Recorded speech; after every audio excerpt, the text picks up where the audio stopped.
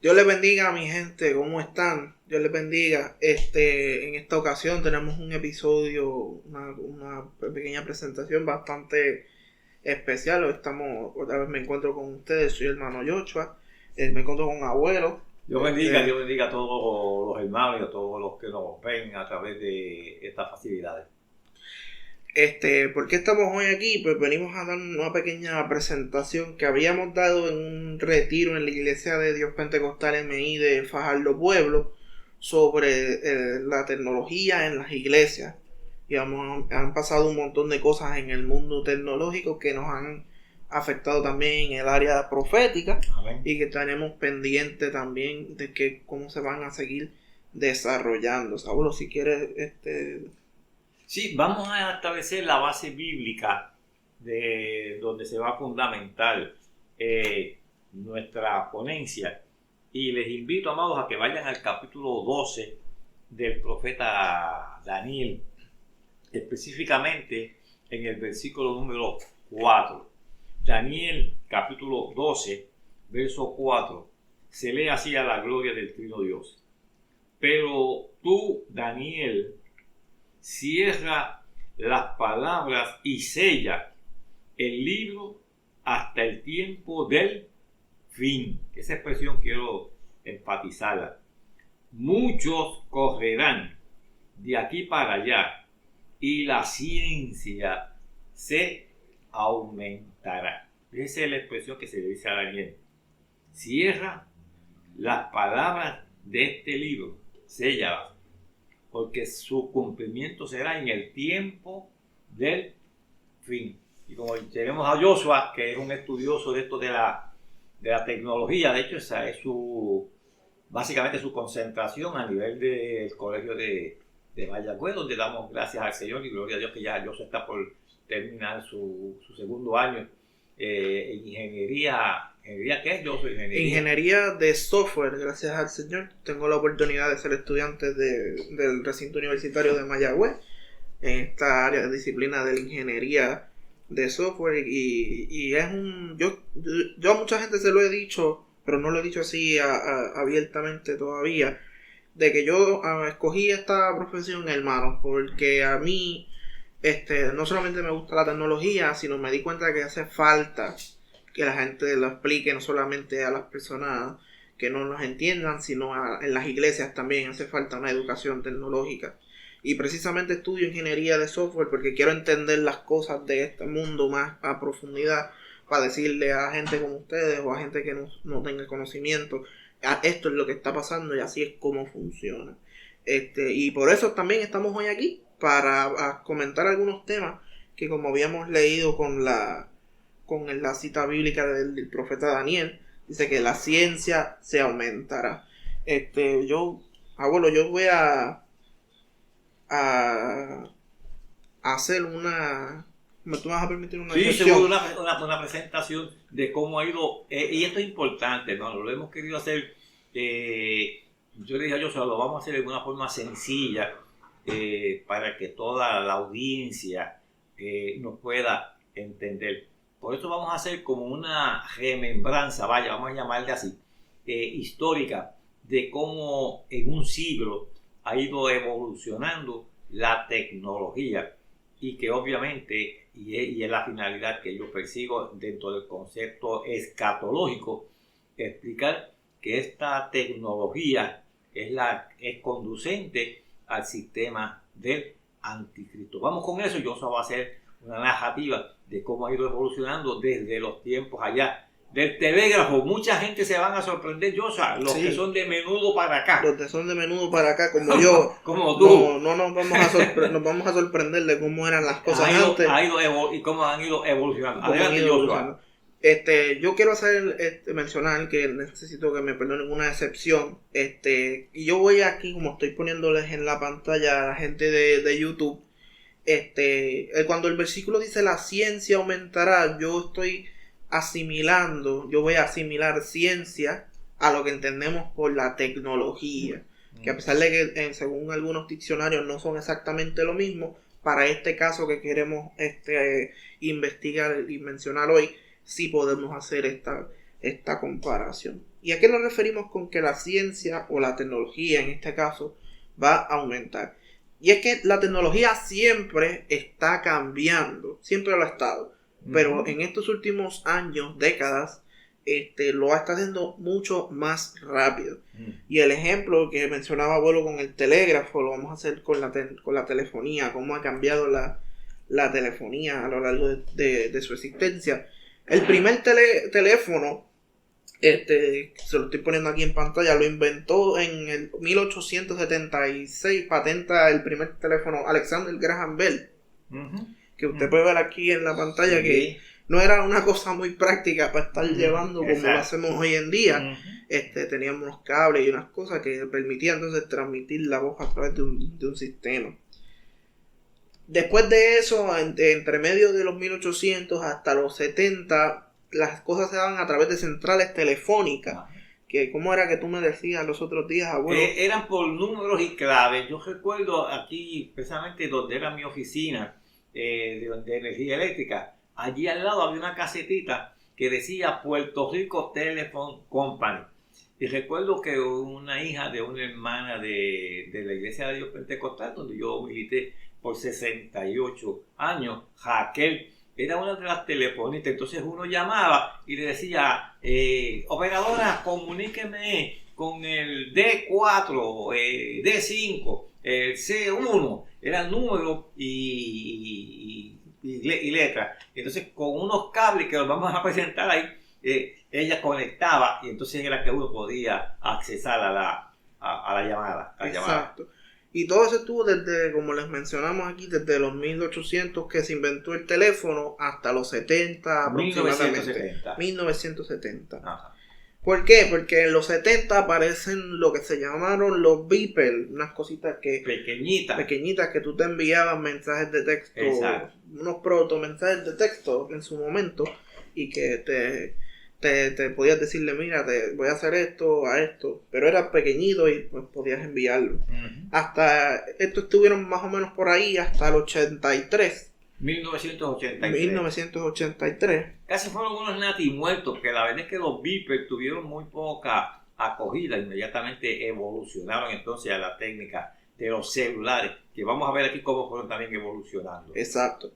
En el 1983 surge lo que es el primer teléfono móvil del mundo.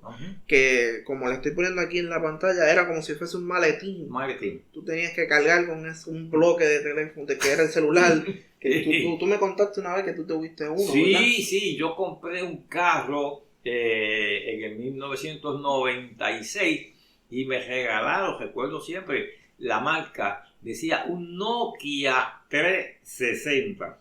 Aquello se lo ponía uno en la cintura y te tumbaba los pantalones casi hasta la rodilla de tanto que pesaba. Es un volumen bastante grande. Lo que queremos es que usted vaya viendo, hermano, cómo en periodos de tiempo corto, porque fíjese cómo dice el texto.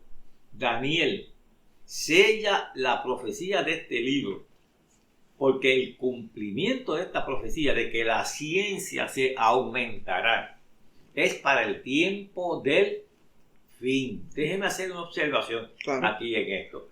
Cuando usted analiza esa expresión, el tiempo del fin, escatológicamente hablando, es el tiempo que anticipa la segunda venida de Cristo. Eso precisamente es lo que se define como escatología, acontecimientos finales.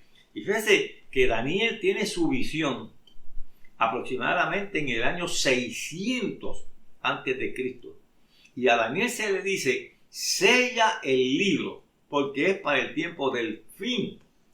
Pero cuando el apóstol Juan escribe el libro del Apocalipsis, año 96, año 100, en múltiplos de 100, ya de nuestra era cristiana, han trascendido 700 años, 600 antes de Cristo y 100 después de Cristo. A Juan ya no se le dice que selle la profecía, déjalo abierta, porque esto está ya para cumplirse pronto. Bueno, vamos a explicar brevemente el término pronto en el contexto escatológico no era que se iba a cumplir inmediatamente, porque mucha gente han errado en la interpretación escatológica por eso. No, la palabra del griego, que se traduce como pronto, es tachei. Y tachei lo que significa es que cuando las cosas comenzaran a suceder, habrían de suceder aceleradamente hasta que lleguen al cumplimiento del clima, de la consumación de todo esto que es el arrebatamiento de la iglesia y por consiguiente la segunda venida física después del arrebatamiento, 7 años después, la segunda venida física de nuestro Señor Jesucristo. Amén. Entonces, cuando nos intentamos referir y conectar acá con lo de pronto, lo que estamos tratando de decir es que la tecnología ha avanzado de una forma repentina, pronto. Y aceleradamente. En el 96, como estábamos diciendo, un Nokia, ¿para qué servía? Para llamar. Exacto. Para nada más. Para llamar. Y un volumen grandísimo para llamar. Vamos entonces hoy a lo que es un teléfono celular y el uso que tiene un celular. Durante los 90, como bien dice Pastor Benito, eran para llamar los teléfonos hasta el 2007, que llega nuestro querido amigo Steve Jobs, que era en su momento era el presidente de Apple, y saca lo que es el primer iPhone. Exacto. El primer iPhone era una cosita chiquita que servía no solamente para llamar, sino para enviar mensajes de texto, que ahí mezclaron con lo que el concepto que tenían los beepers. Y exacto. También todo eso, la línea de todos los teléfonos inteligentes ahora pueden grabar y pueden transmitir en vivo y hacer un montón de cosas. De hecho, estamos grabando esto con mi teléfono a través de un montón de cablería. Exactamente. O sea, ¿quién diría en el 83, en los 90, que un teléfono nos estaría ayudando a grabar una conferencia en un sitio, en una sala? Y unas redes sociales que permitan que simultáneamente, mientras estamos haciendo esto aquí, a nivel de todo, y eso yo quiero que se entienda, a nivel de todo el mundo, del macro, todo el mundo puede estar viendo esta conferencia que estamos haciendo ahora. Hoy, todo el mundo literalmente la puede estar viendo simultáneamente mientras la estamos certificando. Exacto. Eso es la tecnología, eso es la ciencia aumentando.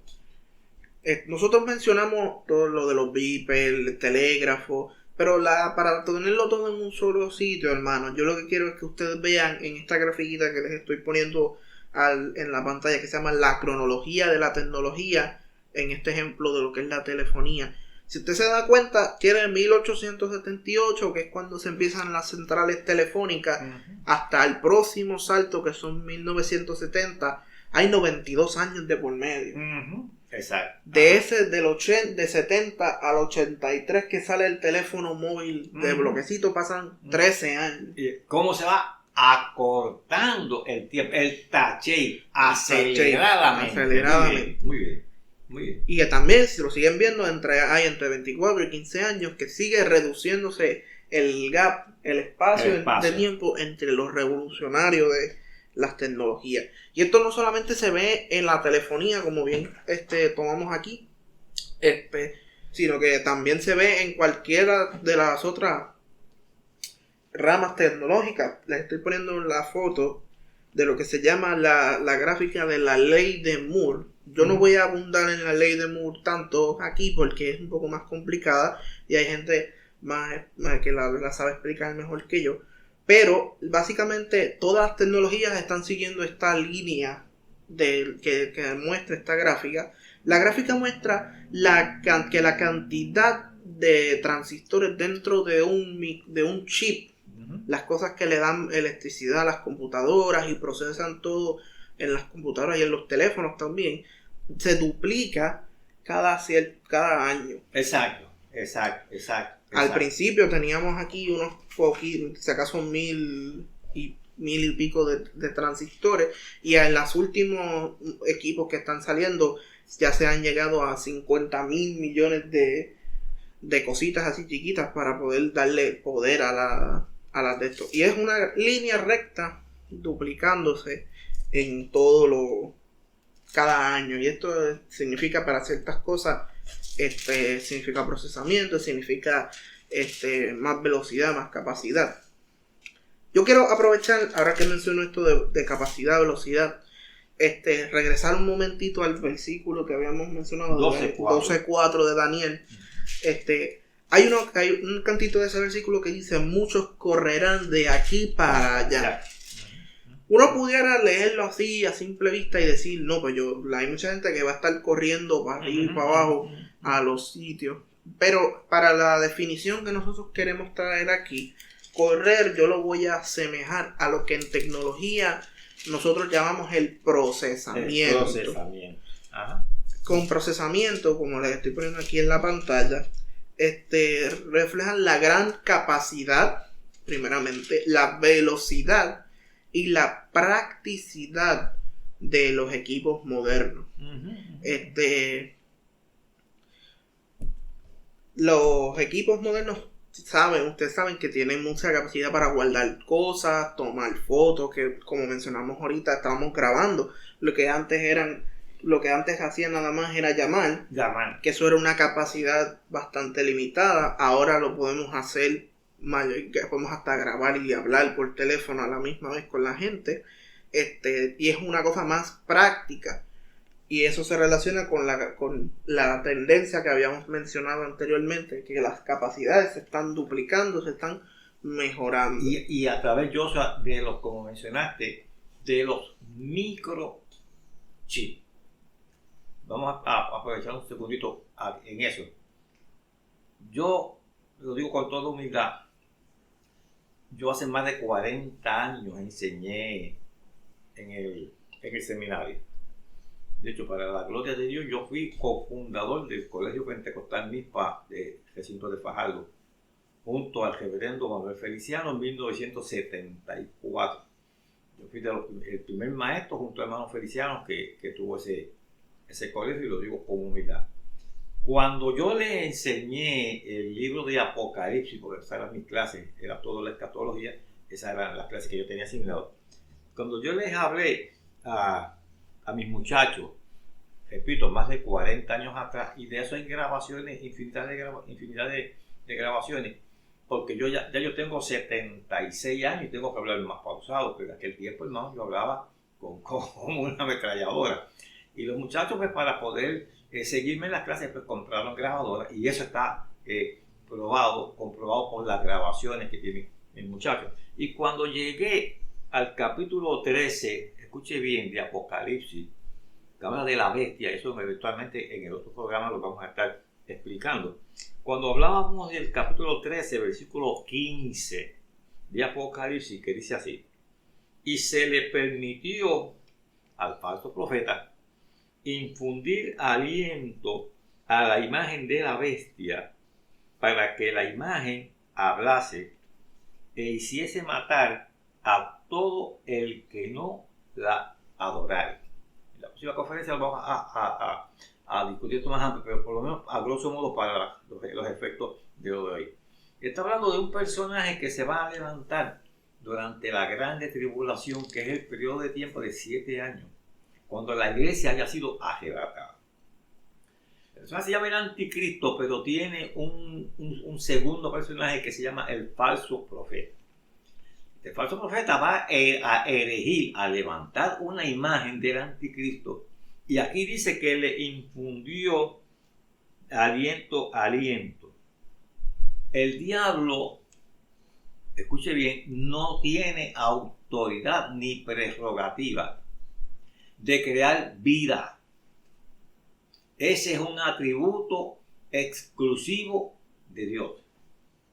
Y yo le decía a mis muchachos, cuando no se hablaba de microchip, y mucho menos de nanochip, que eso lo va a explicar Joshua, porque nos sorprendimos cuando aparecieron los primeros microchips del tamaño de un grano de arroz. Y decíamos, qué grande es la ciencia. en un articulito tan pequeño como un grano de arroz, un disco para grabar, una batería de litio, una antena para recibir señal. Se hizo un estudio por la compañía Motorola que probó que donde mejor funcionaría ese microchip en aquel entonces era en la frente o en la mano derecha. ¿Qué dice Apocalipsis?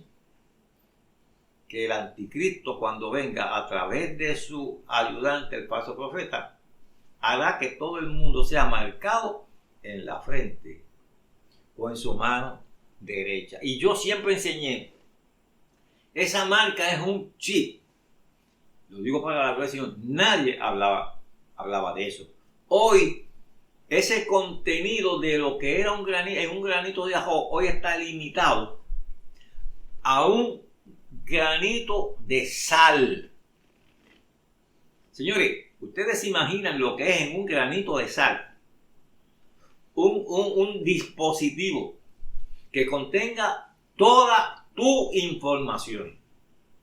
La información de todo el mundo se puede plasmar en 2 o 3 de estos microchips. Eso es lo que Joshua explica.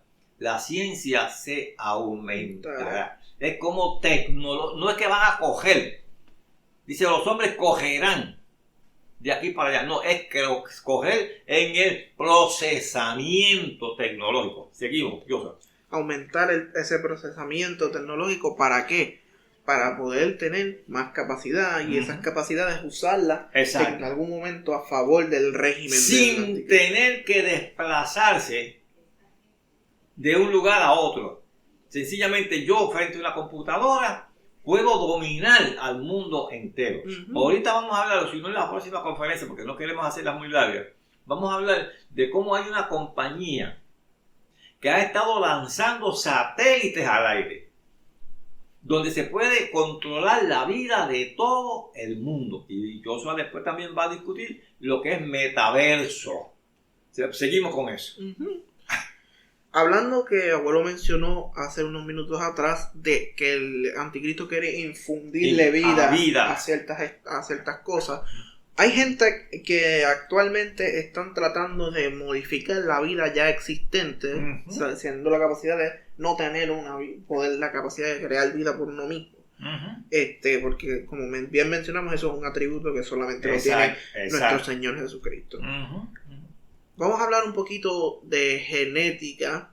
Quiero antes, para sentar las bases y que estemos todos en la misma página, la biología, según el diccionario, es la ciencia que estudia la estructura de los seres vivos y sus procesos vitales. Es decir, es la ciencia que estudia lo que conforman los seres vivos, los seres humanos, todo lo que tenga vida y se mueva. Y la genética, por su parte, es el cantito de la biología que estudia lo que es los genes y los mecanismos que regulan esa vida. Los genes, mi hermano, es el cantito más pequeño de la biología, en donde se puede transmitir información. ¿Qué tipo de información? Lo que se llama el ADN, que ahí se incluye lo que es la información de cómo te define a ti como ente de ser humano o de ser vivo. El color del pelo, el color de los ojos, las enfermedades que tiene, el género que se te otorgó al nacer, etcétera, etcétera, etcétera.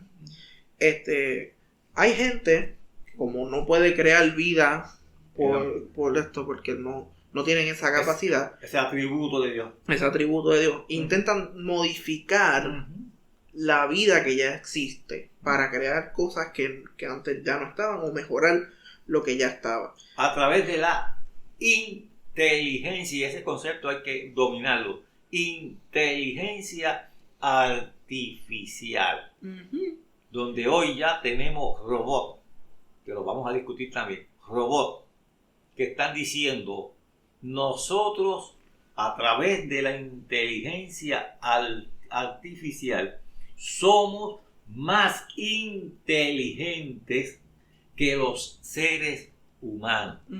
La única, escuche bien esto, la única diferencia, dicen estos robots, entre los seres humanos y nosotros es que nosotros no tenemos alma. Hello. Nosotros no tenemos alma. Y ahí vamos a ver entonces el concepto y lo vamos a discutir de gen de Dios. Exacto. La genética, como está tratando de arreglar al ser humano o arreglar a los seres vivos de las cosas que tienen, enfermedades, etcétera, utilizan una herramienta que se llama el CRISPR. El CRISPR son, como bien dice Abuelo, la parte de la inteligencia artificial que te lo inyectan para que vaya a las células que estén dañinas o tengan enfermedad y trabajen con ellas para arreglarla. Entre comillas. Porque el hombre en su mensaje explícito lo que está diciendo es: Dios hizo las cosas mal. Me siguen, armados. El anticristo será un personaje, eso usted lo vamos a discutir en 2 de Tesalonicenses capítulo 2, que dice que se opone a todo aquello que se llame Dios y que sea objeto de culto, tanto que él mismo, porque él mismo lo que pretende es sentarse en el templo que los judíos van a construir. Con mucha modestia le digo, yo he visitado Israel 7 veces, he estado en Israel. Y en esas 7 ocasiones yo he estado visitando el Instituto del Templo de Israel, donde ya están elaborados todos, literalmente todos los instrumentos que se van a utilizar en la adoración del tercer templo. Claro, este programa que estamos haciendo hoy es un programa de introducción, amado. En los programas sucesivos vamos a detallar todo eso, los detalles de todo eso que estamos hablando, con su retrato, con todo la vaca alazana y todos esos asuntos que con calma lo vamos a hacer. Seguimos, yo. Como bien mencionó Abuelo, el ser humano piensa que las cosas que Dios hizo las hizo mal. Y quiere arreglar por su cuenta muchas cosas que hemos visto en la naturaleza. ¿Cómo funciona el CRISPR y cómo es que intenta el ser humano arreglar entonces las cosas? Yo le estoy poniendo aquí una animación en la pantalla de que el CRISPR, lo que mencionábamos antes, que se conectaba, que te ponían para poder editar el ADN humano y hacer las cosas, arreglar las enfermedades, etcétera, quita el cantito malo que esté puesto dentro de la secuencia y lo arregla y lo reconecta con lo que se supone que había o debe de ir ahí. Exacto. Hay que arreglar lo que Dios hizo. Hay que arreglar lo que Dios hizo. Hay muchas personas, científicos y biólogos y genetistas, que han intentado definir las acciones humanas directamente como parte de su biología, intentando muchas veces separar lo que es este ámbito espiritual. Y entonces hay un libro que se lo estoy poniendo la portada aquí, del genetista Dean Hammer, que él expone que la espiritualidad y las creencias religiosas están ligadas a ciertos genes o ciertas sustancias químicas en el ser humano. Exacto. Porque lo que están tratando de denominar es que Dios no existe y que nosotros podemos controlar las ideas religiosas del ser humano con la genética y con ciencia. Eso es bien importante, hermano, y con eso casi vamos a concluir esta charla de esta noche. Mire bien. Este científico, nosotros por el libro de Génesis sabemos que dice la palabra: y Jehová Dios creó al hombre, le infundió hálito o aliento a través de su nariz, lo que significa que Dios compartió de su existencia con nosotros los seres humanos. El enemigo tiene que buscar la manera de neutralizar eso, porque esa espiritualidad, nosotros sabemos, 1 Tesalonicenses 5:23 lo dice bien claro, somos espíritu, alma y cuerpo. Tripartita. Espíritu, alma y cuerpo. Yo comparto en mis conferencias, cuando hago mis conferencias presenciales, que un ejemplo clásico es una tribu en el Amazonas, se llaman los Misquitos. Lo descubrieron, habrá, qué sé yo, unos 30 años o quizás menos, lo descubrieron. Estos seres humanos vivían en total separación del mundo civilizado. Ellos ni tan siquiera sabían hablar. Se comunicaban con aullidos como si fuesen monos. Pero los que los descubrieron se llevaron una gran sorpresa. Los misquitos, en su desconocimiento y en su vida totalmente aislada del mundo civilizado, tenían un culto a una divinidad. ¿Cómo se explican eso? Hay una sola razón para explicar eso. Es el que cuando Dios sopló hálito de vida en el cuerpo del muñequito de Adán, como dije, a través del espíritu. Por eso es que Jesús dice que hay una lucha entre el alma, el cuerpo y el espíritu. Y expresamente Jesús dijo, el espíritu a la verdad está presto. El cuerpo no. Para resumir, no complicarlo mucho y lo explicaremos en su debido tiempo. El espíritu es el ente de Dios que está, o la misma presencia de Dios en nosotros los seres humanos. ¿Qué están haciendo estos, como este científico, el gen de Dios? Yo estuve hablando con una persona que conoce mucho de esto, amado, de la genética. Y le pregunté si utilizando los cromosomas y utilizando los genes, escuche bien, se puede modificar la psiquis, se puede modificar la mente del ser humano. Fíjense como dije, modificar. Este señor, en su libro del gen de Dios, lo que pretende es que la gente se le mete en la cabeza: Dios no existe. Dios es sencillamente un gen. Y si yo logro modificar, dice él, y a mí me llama mucho la atención, hilvanando una cosa con la otra, que esto de el descubrimiento de lo que los científicos llaman el árbol del genoma humano. Si mi mente no me falla, porque yo todo lo hago de memoria, si mi mente no me falla, esto del descubrimiento del genoma del árbol humano datan de los años 80.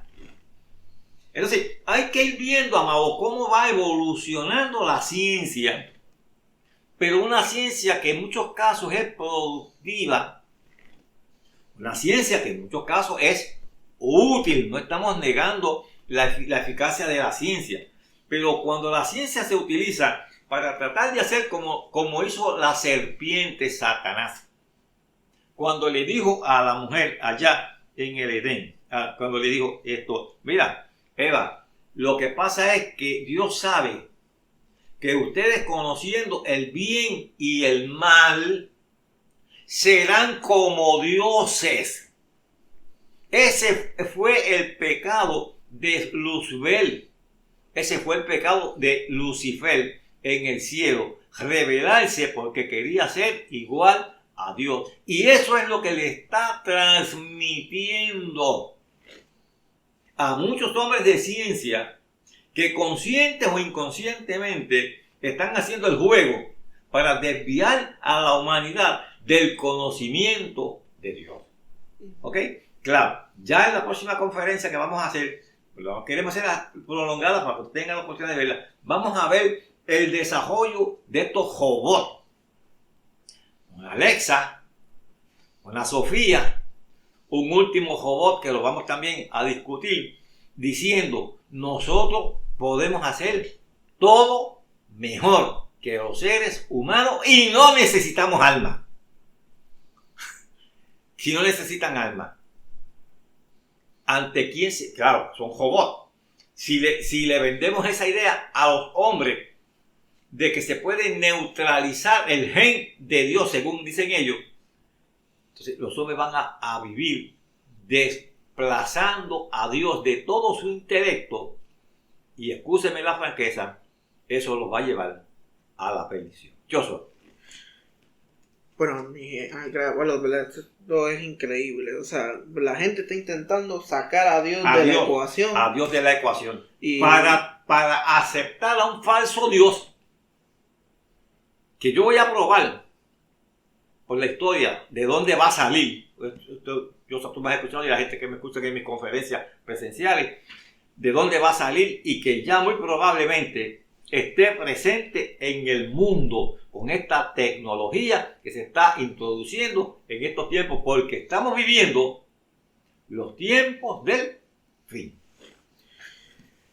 Llevamos casi 40 minutos de conferencia. No queremos, quedan muchos temas por cubrir, hermano. No se nos espante mucho. Pero no queremos hacerlos prolongados para poder entonces seguir, no solamente seguir subiendo cosas, sino para que usted tenga un tiempito de sentarse a escuchar este primero, después el próximo, exacto. Y no llenarles mucho de mucha información, porque la información es un poquito complicada, y queremos que todo el mundo la pueda digerir, que es lo más importante, que es lo que perseguimos.